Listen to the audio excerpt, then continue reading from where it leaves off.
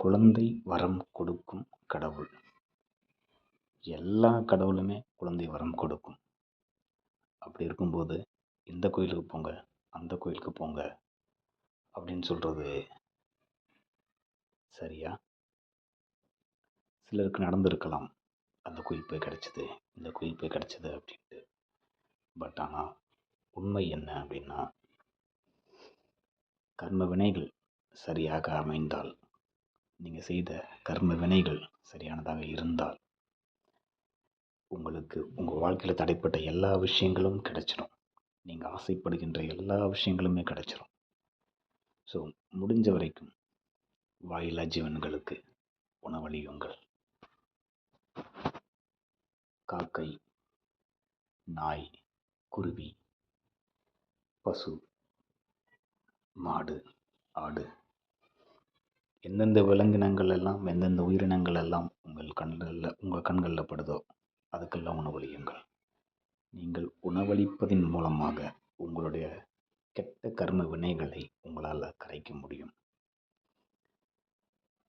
சிலர் கெட்டதை மட்டுமே செஞ்சுட்டு கூட நிறைய விஷயங்கள் கிடைக்கிது, குழந்தை குட்டியும் சந்தோஷமாக இருக்காங்களே அப்படின்னா, அவர்கள் செய்த அந்த கெட்ட வினைகளுக்கு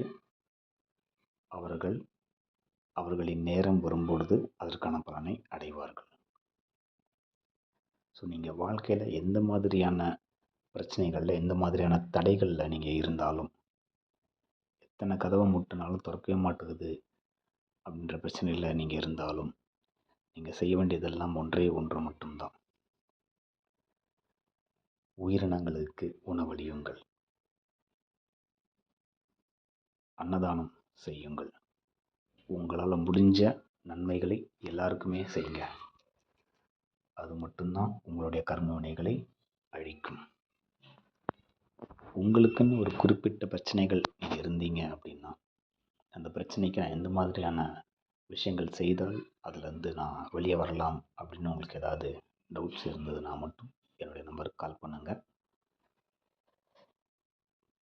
திருமண தடை, குழந்தை பாக்கியம்,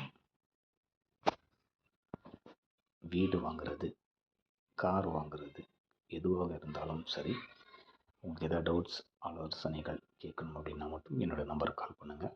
9884693637. ஸ்க்ரீனில் தெரிகிற இந்த நம்பருக்கு நீங்கள் கால் பண்ணுங்கள்.